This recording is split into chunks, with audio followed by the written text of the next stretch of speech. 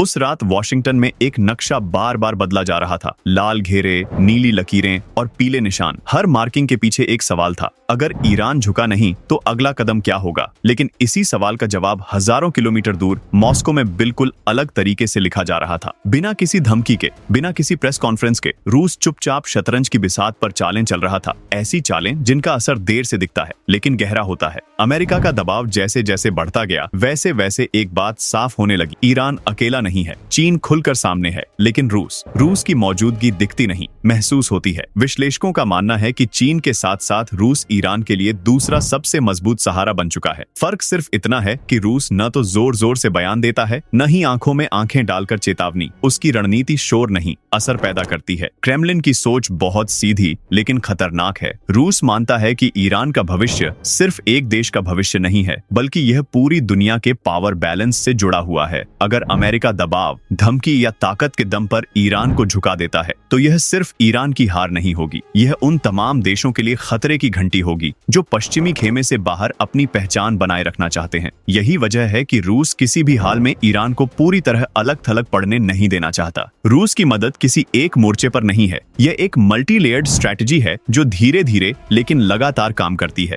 सबसे पहला और सबसे अहम मोर्चा है कूटनीति। अंतर्राष्ट्रीय मंचों पर, बंद कमरों में और द्विपक्षीय बातचीत के जरिए रूस उन सबसे सख्त प्रस्तावों को रोकने की कोशिश करता है जो ईरान को सीधे टकराव की ओर धकेल सकते हैं। भले ही इसका असर तुरंत न दिखे, लेकिन समय खरीदना आज की वैश्विक राजनीति में सबसे कीमती हथियार बन चुका है। और ठीक इसी मोड़ पर जब दुनिया को लग रहा था कि रूस सिर्फ कूटनीति और बैकडोर रणनीति तक सीमित रहेगा, तभी आसमान से एक ऐसा संकेत आया जिसने वॉशिंगटन के वॉर प्लानर्स की नींद उड़ा दी। बिना किसी आधिकारिक घोषणा के, बिना किसी प्रेस रिलीज के, रूस का सबसे खतरनाक 5वीं पीढ़ी का stealth fighter jet Sukhoi Su-57 Iran की जमीन पर देखा गया। यह कोई आम फाइटर नहीं है, यह वही जेट है जिसे रेडर पकड़ नहीं पाते, जिसे एयर सुपीरियोरिटी के लिए डिजाइन किया गया है और जिसे रूस सिर्फ चुनिंदा मौकों पर ही बाहर लाता है। रिपोर्ट्स के मुताबिक ये जेट एक रूटीन फ्लाइट के नाम पर ईरान के बंदर अब्बास एयरबेस पर रुका, लेकिन मिलिट्री एक्सपर्ट्स जानते हैं कि ऐसे जेट्स कभी रूटीन में नहीं उड़ते। इस एक मौजूदगी ने पूरे मिडिल ईस्ट के पावर इक्वेशंस हिला दिए। अब सवाल यह नहीं रहा कि अमेरिका हमला कर सकता है या नहीं, सवाल यह बन गया कि अगर स्काईज में रूस का 5th जनरेशन स्टेल्थ मौजूद हुआ तो क्या कोई भी ऑपरेशन बिना भारी नुकसान के पॉसिबल रह पाएगा। यह कदम सीधे युद्ध की घोषणा नहीं था, लेकिन यह उससे भी ज्यादा खतरनाक संकेत था कि अगर ईरान पर दबाव बढ़ा तो रूस सिर्फ जमीन पर नहीं बल्कि आसमान में भी खेल बदलने को तैयार है। और यही वह पल था जब यह साफ हो गया कि यह संकट अब सिर्फ पॉलिटिक्स नहीं बल्कि next level military chess game में बदल चुका है। दूसरा मोर्चा है सुरक्षा सहयोग। यह सहयोग हथियारों की खुली खेप जैसा नहीं है बल्कि अनुभवों का आदान प्रदान है। रूस और ईरान के बीच क्रिटिकल इंफ्रास्ट्रक्चर की सुरक्षा, एयर डिफेंस सिस्टम और हाइब्रिड थ्रेट्स से निपटने पर गंभीर चर्चा हो रही है। इसका मकसद हमला करना नहीं बल्कि यह सुनिश्चित करना है कि अगर दबाव बढ़े तो ईरान टूटे नहीं। तीसरा और शायद सबसे अहम पहलू है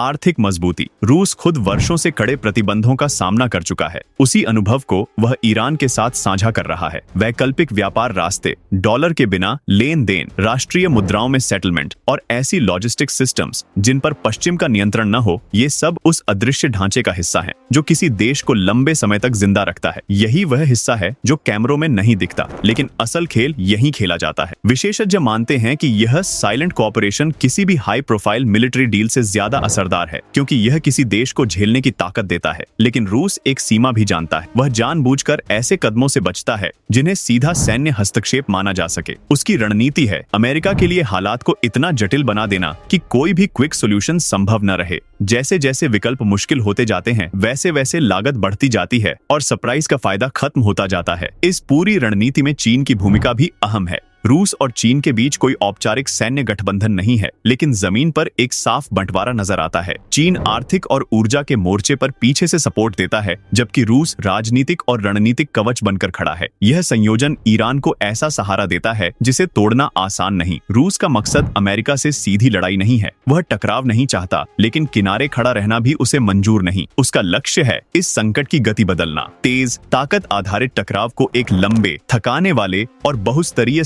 संघर्ष में बदल देना, जहां समय अमेरिका के खिलाफ काम करे। जैसे जैसे यह स्थिति लंबी होती जाती है, एक सच्चाई और साफ होती जाती है। ईरान का मुद्दा अब सिर्फ मध्य पूर्व का मामला नहीं रहा, यह वैश्विक प्रतिस्पर्धा का नया केंद्र बन चुका है और इस खेल में रूस एक ऐसा खिलाड़ी है जो बिना शोर किए संतुलन बदल रहा है। विश्लेषकों के अनुसार रूस की गतिविधियां अब किसी तात्कालिक प्रतिक्रिया का हिस्सा नहीं है, यह एक बड़ी योजना का हिस्सा है, एक वैकल्पिक सुरक्षा ढांचे की नींव। मॉस्को में हर अमेरिकी कदम को बारीकी से देखा जा रहा है। ईरान का संकट रूस के लिए यह परखने का जरिया है कि अमेरिका कितनी दूर तक जाने को तैयार है। यही वजह है कि रूस की नीति अचानक फैसलों पर नहीं, बल्कि परिस्थितियों को धीरे धीरे बदलने पर आधारित है। जितनी जटिल स्थिति होगी, उतनी ही ज्यादा संभावना है कि अमेरिका के भीतर मतभेद और असमंजस बढ़ेगा। रूस जानबूझकर सार्वजनिक धमकियों से बचता है। उसकी ताकत बयानबाजी में नहीं, बल्कि उन तथ्यों और प्रक्रियाओं में है जिन्हें सीधे चुनौती देना मुश्किल होता है। इसी रणनीति का एक अहम हिस्सा है क्षेत्रीय सहयोग को गहरा करना। रूस ने सिर्फ ईरान ही नहीं, बल्कि मध्य पूर्व के कई अन्य देशों से भी संपर्क तेज किया है। वह ऐसे संवाद मंच बना रहा है जो पारंपरिक पश्चिमी प्लेटफॉर्म से अलग हैं। इसका नतीजा यह होता है कि ईरान पर दबाव डालने का मतलब अब सिर्फ एक देश से टकराना नहीं रह जाता, बल्कि कई हितधारकों को प्रभावित करना बन जाता है। इससे अमेरिका के किसी भी सख्त कदम के साथ एक चेन रिएक्शन का खतरा जुड़ जाता है, जिसके परिणाम पहले से अंदाजा लगाना मुश्किल हो जाता है। और यही अनिश्चितता रूस की रणनीति का सबसे बड़ा हथियार है। सैन्य स्तर पर भी रूस अप्रत्यक्ष रूप से मदद करता है। Layered defence, air space protection और लिमिटेड रिसोर्सेज में अधिकतम सुरक्षा, इन सब पर ईरान को मार्गदर्शन दिया जा रहा है। इसका मतलब युद्ध की तैयारी नहीं,